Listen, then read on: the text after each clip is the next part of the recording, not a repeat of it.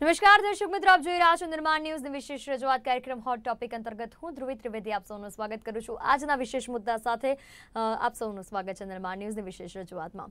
દર્શક મિત્રો, આજનો જે વિષય છે 21 સપ્ટેમ્બરની આ તારીખ, આ દિવસ જે છે એ કયા કારણોસર આજના દિવસે ઉજવવામાં આવે છે, ખાસ કરીને તેના વિશે આપણે વાત કરવાના છે આજના કાર્યક્રમ અંતર્ગત અને તેના વિશે ચર્ચા કરવાના છે। ખાસ કરીને અલ્ઝાઇમર જે બીમારીની આપણે વાત કરી રહ્યા છે, કદાચ મોટા ભાગના લોકોને આ બીમારી વિશે ખ્યાલ નથી અને શું છે, કારણ કે આ બીમારી વિશે હજુ પણ ઘણા બધા લોકો અથવા એક એવો વર્ગ છે કે કદાચ તે જાણતા નથી અથવા તેમના સુધી આ બીમારીની માહિતી નથી।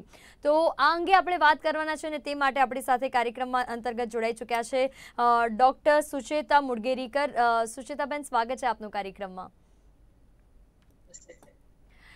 સુચેતાબેન, પહેલા તો આપણે જે વાત કરી રહ્યા છે ખાસ કરીને ડિપ્રેશનની બીમારી આપણે સાંભળી છે, માનસિક તણાવ જેને આપણે કહીએ છીએ, આ બધું સાંભળ્યું છે, પણ આ જ બીમારી જે આજના દિવસે ઉજવવામાં આવે છે, પહેલા તો શું છે આ બીમારી, હું આપની પાસેથી એ જાણવા માંગીશ, કારણ કે ઘણો મોટો વર્ગ છે જે આ બીમારી વિશે નથી જાણતો ને જે જાણવા માંગે છે।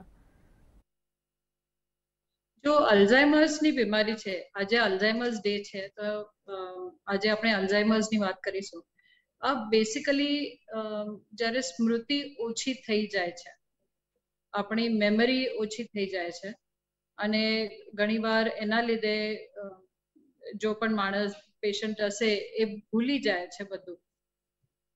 બેસિક બીમારી એ છે કે એ ભૂલી જવાની પ્રોબ્લેમ છે। એને સાથે પણ જ્યારે એ ભૂલી જાય ત્યારે ઘણીવાર સ્વભાવમાં ફેર પડી જાય છે, એના વર્તનમાં થોડું ફેર પડી જાય છે। એ અગર સામે કોઈ એના ખાસ માણસ હો, એને પણ અગર ઓળખતા ના હોય તો ડેફિનેટલી ફેમિલીમાં ટેન્શન્સ હોય, પછી એને પોતાનું જો ઇનકોન્ટિનન્સ થઈ જાય કે પેશાબ નીકળી જાય, અથવા એને ખ્યાલ નથી રહેતું ક્યાં જાય છે, રાસ્તા ભૂલી જાય, તો એ બધું વસ્તુઓથી ઘરના માણસ પણ ફેમિલીના જો પ્રોબ્લેમ્સ થઈ જાય એના વિશે પણ આપણે વાત કરવી જરૂરી છે, કારણ કે લોકોને ખબર નથી કે એ કેવી રીતે મેનેજ કરી। એની ડેફિનેટ સારવાર હજી સુધી કઈ નથી, કે ક્યોર નથી કોઈ, અને એના લીધે ઘણા પેશન્ટ્સના જો કેરટેકર છે એને પણ બહુ તકલીફ થાય છે કે કેવી રીતે મેનેજ કરીએ આપણે, તો એના વિશે પણ આજે આપણે વાત કરીશું। તો બેસિકલી જો અલ્ઝાઇમર્સની બીમારી છે, આ જો મગજના જો સેલ્સ છે આ ધીમે ધીમે ઓછા થઈ જાય, જ્યારે અમે એટ્રોફી કહીએ કે બ્રેનની ખાસ કોઈ એરિયામાં કોઈ ફ્રોન્ટોટેમ્પોરલ હશે અથવા એ સેલ્સ કામ કરતા ઓછા થઈ જાય, એના લીધે એ સ્મૃતિભ્રંશ થાય છે।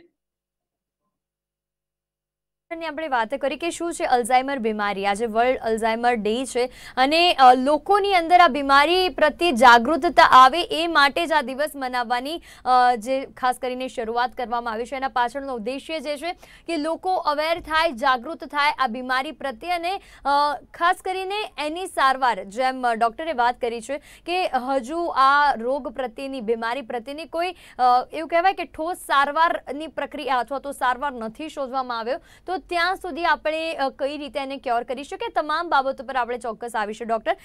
પણ બીજી એક વાત જે અત્યારે મને થઈ રહી છે કે કયા તબક્કામાં આપણને એવું સમજી શકાય અથવા આપણે એવું નક્કી કરી શકીએ કે ના, આઈ એમ અ પેશન્ટ ઓફ અલ્ઝાઇમર અથવા તો હું અલ્ઝાઇમરનો શિકાર બની રહ્યો છું, એના એ કહેવાય કે બેસિક સંકેત કે લક્ષણો શું છે?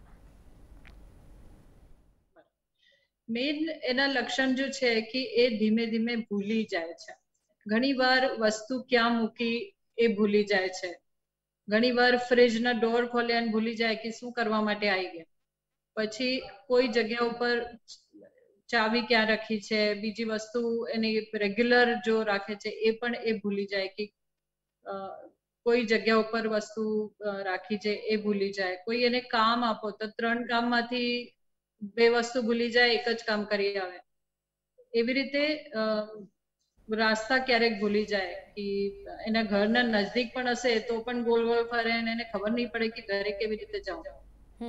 એ જ્યારે થાય, અથવા કોઈ વાત વારંવાર એ જ વસ્તુ કહે ત્યારે આપણે ખબર પડે કે કઈ પ્રોબ્લેમ છે. ડેફિનેટલી કે તમને એક વાત કહી દીધી કે આપણે આજે ત્યાં જવું છે, પછી 2 મિનિટ પછી એ ફરી એ જ કહે. અથવા ઘણી વાર ત્યારે પ્રોગ્રેશન વધારે થાય તો એવું પણ થાય કે એને અત્યારે જમી લીધું હોય અને 10 મિનિટ પછી કહે છે મારે જમવાનું નથી આપ્યું, એવું થાય. તો અથવા તો કંઈક સમય એવું થતું હોય કે જે પ્રક્રિયામાંથી આપણે પસાર થઈ ચૂક્યા છે એ એમને યાદ ના રહેતી હોય, કદાચ વારંવાર એક સ્થળ પર ફરવું કે પછી એકની એક વાત કરવું, આ બધા એના સંકેતો કહી શકાય. પણ ડોક્ટર, હા, બેસિકલી ભૂલી જાય છે. પણ વાત એમ છે કે ઘણી બધી વાર આપણે કોઈ ટેન્શનની અંદર હોઈએ, સ્ટ્રેસની અંદર હોઈએ, તો એ સમયે પણ ખાસ કરીને આવી વસ્તુઓનો અનુભવ આપણને થતો હોય છે. તો એવા સમય દરમિયાન કઈ રીતે ડિફરન્ટિએટ કરવું કે ના, આ માત્ર સામાન્ય કદાચ આપણા સ્ટ્રેસના કારણે ભૂલી ગયા છે કે આપણે અલ્ઝાઇમરના પેશન્ટ છે, એને કઈ રીતે ડિફરન્ટિએટ કરવું? આપણે બીજા ટાઈમ જો ડિપ્રેશન હોય અથવા અમે સુડો ડિમેન્શિયા કહેવાય કે જેના અંદર એકચ્યુઅલ ડિમેન્શિયા નથી, કે એકચ્યુઅલી સેલ્સ કામ કરતા ઓછા નથી થયા, પણ ડિપ્રેશન જ્યારે થાય અથવા કોઈ રસાયણની જ્યારે કમી થાય, આપણે વિટામિન B12 ઓછા પડે અથવા મગજના અંદર ક્યારેક કંઈ વાગ્યું હોય અને સબડ્યુરલ હિમેટોમા થાય તો પણ એ ટાઈપનું ડિમેન્શિયાનું અસર થઈ જાય. પણ એ અલ્ઝાઇમર્સ નથી. ખબર પડી? Alzheimer's is a different disease where there are specific reasons કે જેના લીધે થાય. પણ અલ્ઝાઇમર્સના એ કન્ક્લુઝન કર્યા પહેલા આપણે બીજા કારણ એના ડેફિનેટલી ટેસ્ટ કરીએ. તો જ્યારે અમારે પાસે પેશન્ટ આવે તો we check for thyroid, we check for B12, we check if there is depression, કે ક્યારેક માણસને એવું લાગે કે કંઈ કામ કરવાનું મન નથી લાગતું, just sits alone in one corner, does not feel like doing, does not participate, કે કોઈ વાતો ચાલે છે ઘરમાં અને આ એકલા બેઠા રહે, તો એ થોડું ડિપ્રેશનનું એલિમેન્ટ પણ રહી શકે. એનું કારણ શોધી કાઢીને આપણે જ્યારે ઉપાય કરીએ તો ઇમ્પ્રૂવ થઈ જાય મેમરી. સાચી વાત છે. એટલે જે આંકડાઓ સામે આવ્યા છે આ રોગના, એ આંકડાઓ પણ ખાસ કરીને એ દર્શાવે છે કે આપણે હવે આના પર સમજવાની જરૂર છે, આના પર કામ કરવાની જરૂર છે, થોડી લાઇફસ્ટાઇલ ચેન્જ કરવી પડશે. ડેફિનેટલી એ વાતો પર પણ આવીશું. હવે શરૂઆતી તબક્કાના લક્ષણો અથવા એના સંકેતોની આપણે વાત કરી છે, પણ કારણો જે આપણે કહ્યું સુચિતાબેન કે આપણે કોઝિસ એટલે આના પાછળના કારણો શોધવાની જરૂર છે કે આ કયા કારણોસર થઈ રહ્યું છે. આપણા ઘરમાં કોઈ માનસિક તણાવ ચાલી રહ્યું છે અને એના કારણોસર આ થઈ રહ્યું છે, કે પછી આપણે ખરેખર અલ્ઝાઇમર્સના પેશન્ટ બની રહ્યા છે એના કારણે થઈ રહ્યો છે. તો એ કારણો જાણવાની જરૂર છે. પણ કયા કારણોસર એક ઉંમર થયેલા પછી આ બધી બીમારીની શરૂઆત થતી હોય છે, અલ્ઝાઇમરની શરૂઆત થતી હોય છે, કે પછી યુવાનોમાં પણ આ બીમારી જોવા મળતી હોય છે? યુવાઓના normally we don't see it. You see it after 40 years of age. 40 to 60 yearsમાં normally એ દેખાય છે. અને અલ્ઝાઇમર્સના કન્ક્લુઝન કર્યા પહેલા આપણે ડેફિનેટલી ઇન્વેસ્ટિગેટ કરીએ કે MRI સ્કેન કરીએ કે જેના અંદર બીજું કંઈ ટ્યુમર ના હોય, બીજું કંઈ સબડ્યુરલ હિમેટોમા ના હોય, લોહીનો પ્રવાહ બરાબર ચાલતો હશે કે નહીં એ જોવાનું છે. પછી બ્લડ ટેસ્ટ કરીએ. then there is a PET scan. PET scan જો કરીએ આમાં અલ્ઝાઇમર્સમાં સ્પેસિફિક ચેન્જીસ મળે કે કયા ટાઈપનું એ થાય છે. તો ઘણા બધા ટાઈપના સ્પેસિફિક ટેસ્ટ કરીને આપણે ડાયગ્નોઝ કરીએ. અને ક્લિનિકલી પણ it's not only memory loss. Memory loss તો રહે છે અને ઘણીવાર એવું થાય પેશન્ટ તમે પૂછે છે કે એને 20 વર્ષ પહેલાની વસ્તુ બધી યાદ છે અને અત્યારે કાલે શું ખાધું એ યાદ નથી રહેતું. But that is the specific part of Alzheimer's કે રિસન્ટ મેમરી લોસ એ વધારે થાય છે અને જૂની બધી વસ્તુ એને યાદ. કયા કારણોસર થતું હોય અલ્ઝાઇમર? એ એક ઉંમર પછી કોમન છે કે પછી એની પાછળ કોઈ કારણો છે કે બહુ જ સ્ટ્રેસફુલ લાઈફ રહી હોય અથવા તો મેન્ટલી થોડો વધારે લોડ રહ્યો હોય તો એના કારણે, એવો કોઈ કારણ ખરી એની પાછળના? એક્ઝેક્ટલી કારણ નથી કે શેના લીધે થાય છે, પણ જો અલ્ઝાઇમર્સના ટેસ્ટ કર્યા છે, જો બ્રેન્સ ઉપર આ લોકોને જોયું છે કે there is amyloid કરીને પ્લાક્સ એ બહુ જમા થઈ જાય. જો આપણે એકચ્યુઅલી ક્લીનિંગ થવું જોઈએ લિમ્ફેટિક્સથી અને બધું એ નથી થતા અને જેટલી ઉંમરના સાથે earlier it was called senile dementia કે ઓલ્ડ એજમાં થતું હોય, પણ હવે આ થોડું વહેલા આવી ગયો છે અને એના કારણો જો પોસ્ચ્યુલેટ કરે છે કે ઘણા બધા સ્ટ્રેસ તો ડેફિનેટલી એક કારણ છે અને બીજું થોડું ડાયટમાં આપણા બહુ ચેન્જ થઈ ગયા છે. પહેલા જો એટલા બધા વેજીટેબલ્સ અને ફ્રૂટ્સ રહેતા ખાવામાં એ હવે ઓછા થઈ ગયા છે with the new style and fast food era. તો એ પણ કારણ છે. એક્સરસાઇઝ ઓછી થઈ ગઈ છે એ પણ એક વસ્તુ છે. અને ઊંઘ બહુ ઇમ્પોર્ટન્ટ છે. બીકોઝ નોર્મલી જો ક્લીનિંગ થાય, મગજનું જો મેન્ટેનન્સ થાય લિટરલી, એ રાત્રે ઊંઘમાં થાય છે. અગર તમારી ઊંઘ ઓછી થઈ ગઈ હશે તો એ કામ પૂરો નથી થતા અને તમારે અલ્ઝાઇમર્સ થવાની શક્યતા વધી જાય. તો એ ખાસ ધ્યાન રાખવું પડે. સ્પેશિયલી યંગસ્ટર્સ, આઈ ઓલવેઝ ટેલ ધેમ કે રાત્રે 2 થી 4 ના વચ્ચેની ઊંઘ બહુ ઇમ્પોર્ટન્ટ રહે છે. And the youngsters don't sleep till 2 o'clock. તો એ બહુ ઇમ્પોર્ટન્ટ કારણ છે અને એના અંદર થોડી ઇમ્પ્રુવમેન્ટ કરવાની જરૂરિયાત બહુ છે. સાચી વાત છે. એટલે જે પ્રમાણે આપણે વાત કરી રહ્યા છીએ કે અલ્ઝાઇમર આ બીમારી શું છે, હવે આ ચર્ચા પાછળનો ઉદ્દેશ્ય જ આ છે કે આપણે આપણા ઘરના વડીલો જે છે એક ઉંમર પછી જે એનો શિકાર બની શકે છે અથવા તો થઈ શકે છે અથવા તો છે, તો એ લોકોને કઈ રીતે સારવાર આપી શકાય. હવે ઘણી બધી વાતો તો આપણે સામે આવી છે, પણ જેમ આપે પણ વાત કરી છે સુચિતાબેન કે અનક્યોરેબલ રોગ છે, એટલે કોઈ પ્રોપર સારવાર હજી આની અત્યાર સુધીમાં સામે નથી આવી, જ્યાં સુધી મને ખ્યાલ છે ત્યાં સુધી. તો કઈ રીતે આની સારવાર કરી શકાય? આપે કહ્યું કે અનહેલ્ધી લાઈફસ્ટાઈલ છે, ઇમ્પ્રોપર તમારું ડાયટ શેડ્યુલ છે, આ સાથે તમે એક્સરસાઇઝ નથી કરી રહ્યા, એક બેઠાડું જીવન જીવી રહ્યા છે, તો આ બધા વચ્ચે એની સારવાર કેવી હોવી શકે, પહેલા એ વાત પર આવીશ, પછી આપણે ડાયટના થોડા ફોલોઅપ પર જઈશું. બેસિક ટ્રીટમેન્ટમાં એકવાર અલ્ઝાઇમર્સ થયા પછી મેમરી ઇમ્પ્રૂવ કરવા માટે મેડિસિન્સ આવે. એ થોડું આપણે મગજના અંદર જો રસાયણ હશે એસિટાઇલકોલિન, એ વધારવા માટે દવા આપીએ છીએ. કિટોનેપેઝિલ છે, મેમેન્ટિન છે. આ બધી દવાઓથી મેમરીમાં થોડુંક ઇમ્પ્રુવમેન્ટ આવે. પછી મગજના ઇમ્પ્રુવમેન્ટ માટે આપણે B12 અને એ બધું વિટામિન્સ પણ આપીએ છીએ. અને હવે નવાસર અમેરિકામાં હવે મોનોક્લોનલ એન્ટીબોડીઝ પણ આવી ગયા છે, જો એપ્રુવ થઈ ગયા છે કે એની સારવાર માટે, પણ અત્યારે હજી ઇન્ડિયામાં આયા નથી. તો એ એક બેસિકલી અલ્ઝાઇમર્સ થયા પછી. પણ એના સિવાય બીજી વસ્તુ એ છે કે આ લોકોને મેન્ટેનન્સ કેવી રીતે એની કેર કરવાની એ પણ બહુ જરૂરી છે લોકોને સમજવાનું.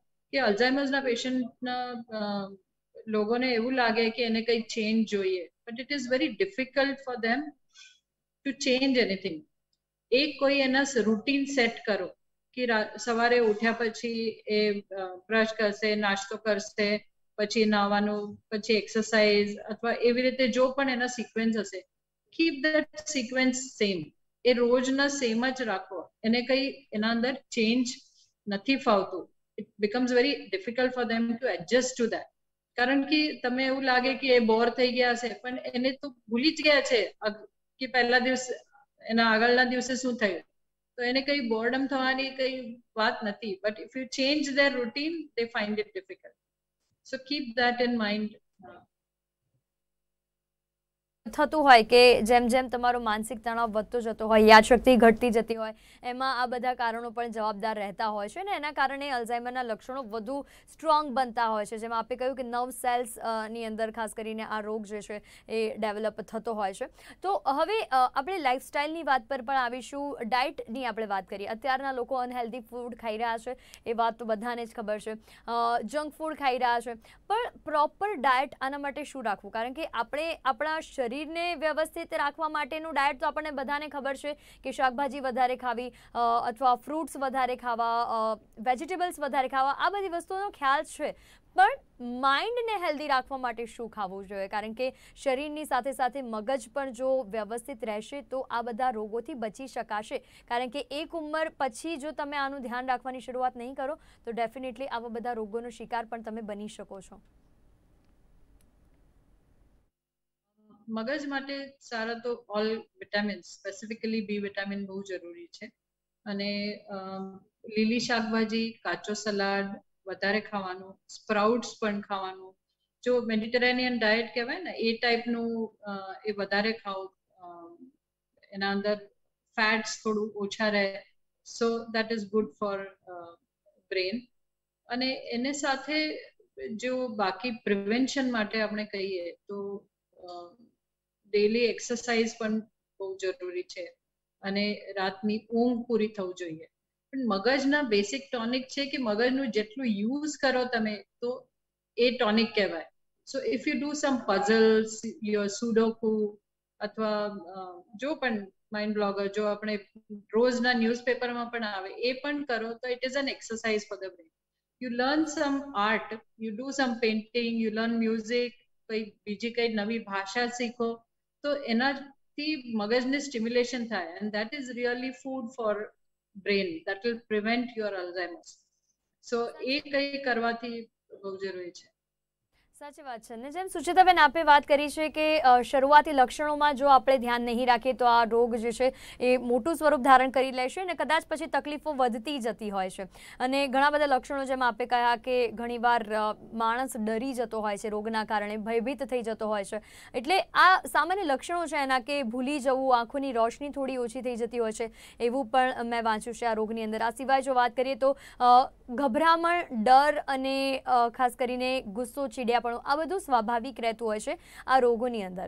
પણ અત્યારે વાત આપણે લાઇફસ્ટાઇલ અને ડાયટની કરી છે કે લાઇફસ્ટાઇલ કેવી કરી શકે ને ડાયટ. હવે લાઇફસ્ટાઇલની વાત પર પહેલાં તો આવવા માંગુ. અત્યારની આપણે લાઇફસ્ટાઇલ જોઈએ છે કે ઘરમાં દાદા દાદી હોય અને બાળકો હોય, યંગસ્ટર્સ હોય, તો એક લેવલ નથી જોવા મળતું અથવા તો એક ચેન એમની નથી જોવા મળતી. અત્યારે પોતપોતાની રીતે આવે, જમે ને નીકળી પડતા હોય છે. એમાં જે quality time, family quality time જે પહેલાં સ્પેન્ડ કરી શકતા અથવા તો મળતો હતો એ ટાઈમ નથી મળતો.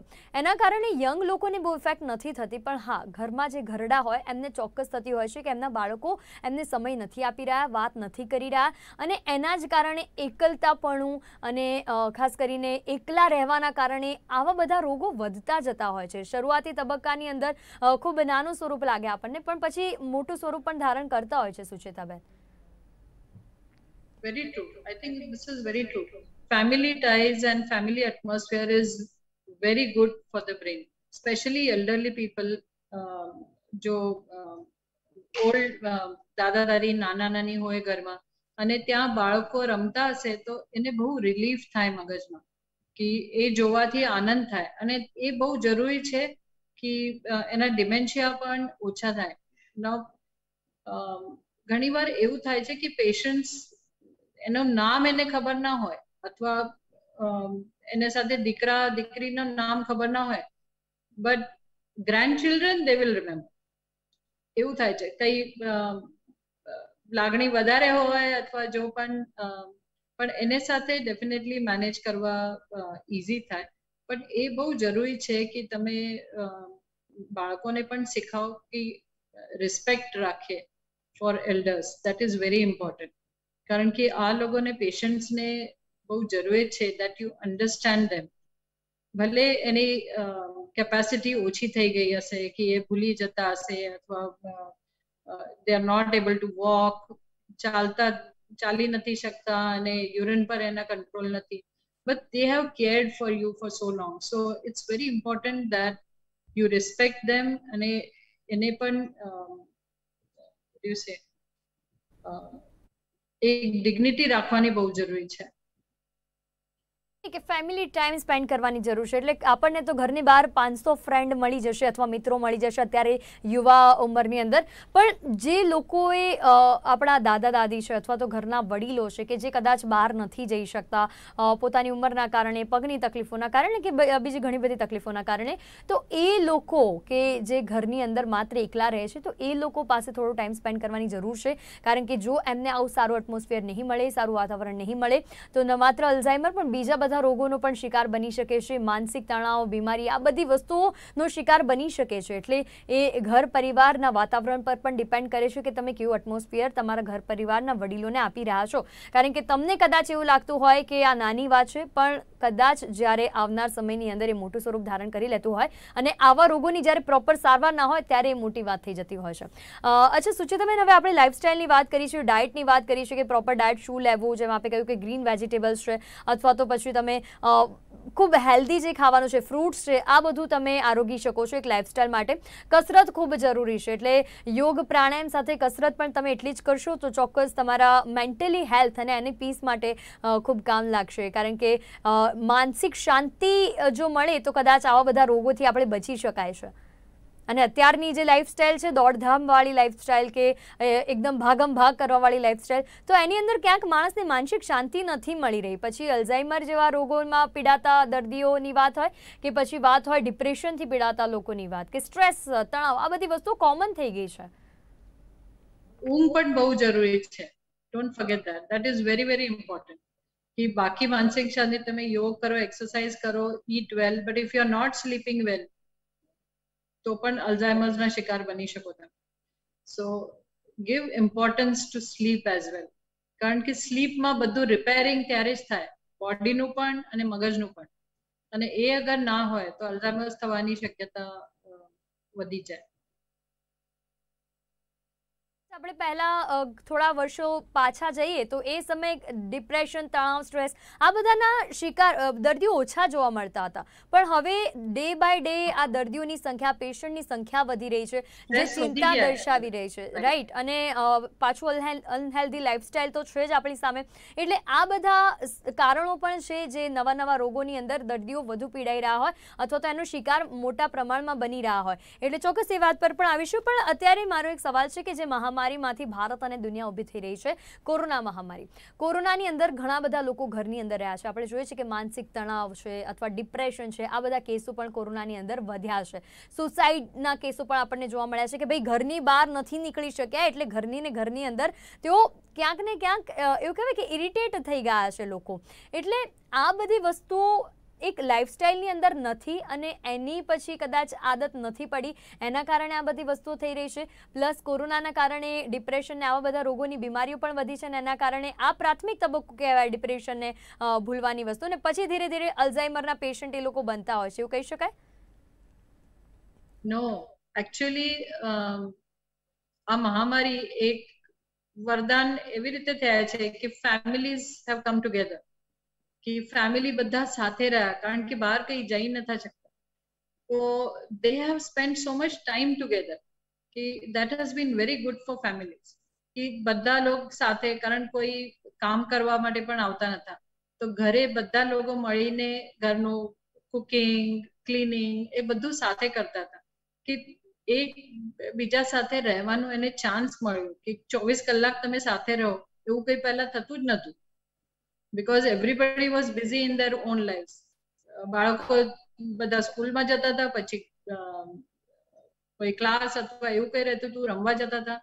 તો actually time spending together was very little. So in a way it has been good. અને ઘરમાં બધું ઘરનું જમવાનું રહ્યું આ ટાઈમમાં. બહાર કોઈ રેસ્ટોરન્ટ્સ બધા બંધ હતા તો ફાસ્ટ ફૂડ ખાવાનું પણ ઓછું થઈ ગયું લોકોનું. So in a way that has been good because family ties have become stronger. People have realized the importance of family. લોકોને ફેમિલીઝ ના મહત્વ થોડું ખ્યાલ આવી ગયો છે કે કેટલું કેર કરવાની જરૂર છે અને કેટલું આનંદ મળે છે બધા સાથે રહીને. ઓફકોર્સ થોડું હવે આફ્ટર દોઢ વર્ષ પછી હવે થોડું બોર થઈ ગયા છે લોકો કે હવે બહાર, but that is because things have opened up, so now they are yearning to go out and all. But in a way corona was good for families and even for Alzheimer's. They were taken better care of. Right. તો જે પ્રમાણે આપણે વાત કરી છે કે કોરોનાની એક સારી ઇફેક્ટ પણ કહી શકાય કે ફેમિલીના લોકો એકબીજાની નજીક આવ્યા છે, કારણ કે ભલે ફિઝિકલી એકબીજા સાથે રહેતા હોય પહેલાં, પણ કોરોનાની અંદર મેન્ટલી અને આત્મીયતાના સંબંધો વધુ કેળાયા છે. કારણ કે આ જ સમય હતો જ્યારે ઘરેથી કામ કરવાનું હોય અથવા તો પછી ઘરના લોકો સાથે ટાઈમ સ્પેન્ડ કરવાનો હોય, તો એ સમય દરમિયાન ચોક્કસ એવું કહી શકાય કે મેન્ટલી લોકો વધુ સ્ટ્રોંગ અથવા તો ઇમોશનલી અટેચ થયા છે, એવું ચોક્કસ કહી શકાય. બીજી એક વાત, અલ્ઝાઇમર ડે છે, કેટલા કેસો દર વર્ષે સામે આવતા હોય છે વિશ્વની અંદર, જેમાં આપણે વાત કરી કે ભારતની અંદર અથવા વિશ્વની અંદર, અને છેલ્લે આપ આપણા વ્યુઅર્સને શું મેસેજ આપવા માંગશો આજના દિવસ પર? વિશ્વના અંદર અત્યારે કહીએ તો લગભગ 47-48 મિલિયન કઈ પેશન્ટ્સ છે એવું કહે છે, but over next 10 years they expect કે it should double almost. 47 ના બજાય 74 મિલિયન થઈ શકે. દર વર્ષે લગભગ 9 million people are getting added up for Alzheimer's. અને એના બધા અલ્ઝાઇમર હશે પણ એના સિવાય બીજા સુડો ડિમેન્શિયા વાળા પણ અને ડિપ્રેશન વાળા પણ ઘણા બધા હોય છે. તો અત્યારે બીજી એક વસ્તુ કહેવાની રહી ગઈ કે જ્યારે પણ તમારે ઘરમાં કોઈ વ્યક્તિ હોય કે જો ભૂલી રહ્યા હશે અને એને અલ્ઝાઇમર્સ હશે તો એને સાથે વાત કરતી વખતે ડુ નોટ આસ્ક ધેમ અથવા ડોન્ટ ટેલ ધેમ કે તમે ભૂલી ગયા છો અને તમે કઈ યાદ નથી રહેતું અથવા એ ટાઈપનું વર્તન એ બરોબર નથી. કારણ કે it is not their fault, they can't do it. એને યાદ નથી રહેતું એ એકચ્યુઅલી એનું ફોલ્ટ નથી. તો if you have to talk to them it's better that you say કે મને એવું યાદ છે, તમે એ નહીં પૂછો કે તમને યાદ છે તમે ભૂલી ગયા છો, એવું ના કરે. તો થોડી અન્ડરસ્ટેન્ડિંગ પણ it goes a long way in that. તો સાચી વાત છે. મારું મેસેજ એવું છે કે થોડી જો અલ્ઝાઇમર્સના પેશન્ટ્સ છે એને સાથે સહાનુભૂતિ રાખો, એને રિસ્પેક્ટ આપો. સો it becomes easier for them. It's not easy for them also to manage all this. To go through daily life is very difficult. કારણ કે કોઈ પણ લોકો હોય એમને ના ગમે કે તે વાત ભૂલી રહ્યા છે અથવા તો એક ઉંમર સાથે તેમની અંદર આ બદલાવ આવી રહ્યો છે અને વૃદ્ધોની અંદર આ ખાસ મોટા પ્રમાણમાં રહેતું હોય કારણ કે આખું જીવન તેમણે આત્મીયતા સાથે જીવ્યું હોય અને આત્મસન્માન સાથે જીવ્યું હોય અને જ્યારે ડિપેન્ડેડ રહેવું પડે ત્યારે એક અલગ અલગ પ્રકારના ફેઝમાંથી ઓલરેડી એવો પસાર થતા હોય, મૂડ સ્વિંગ, આ બધી વાતો કોમન રહેતી હોય. એવામાં જો તમે એમને એવું ફીલ કરાવશો કે એ શિકાર છે અલ્ઝાઇમરના કે અન્ય રોગોના તો એ બહુ ખરાબ લાગશે. એટલે મહેરબાની કરીને કોઈ પણ રોગના પેશન્ટ હોય એને દર્દી ફીલ ના કરાવો તો એ જલ્દી બેટર ક્યોર થશે અને જલ્દી સારો થશે, માનસિક રીતે એટલીસ્ટ એ સ્ટ્રોંગ થશે. સમયની મર્યાદા છે માટે કાર્યક્રમની અંદર રજા લેવાનો સમય થઈ રહ્યો છે. ડૉક્ટર સુચિતાબેન, આપ અમારી સાથે જોડાયા, આ માહિતી સાથે આટલી સારી ઇન્ફોર્મેશન આપવા બદલ તે બદલ આપનો આભાર. Thank you so much, my pleasure. તો દર્શક મિત્રો, મારી વિશેષ રજૂઆત કાર્યક્રમ હોટ ટોપિક અને આજના વિશેષ મુદ્દા અલ્ઝાઇમર ડેમાં બસ આટલો જ. ફરી મળીશું નવા વિષય સાથે, નવી ચર્ચા સાથે. ત્યાં સુધી મને આપશો રજા. નમસ્કાર.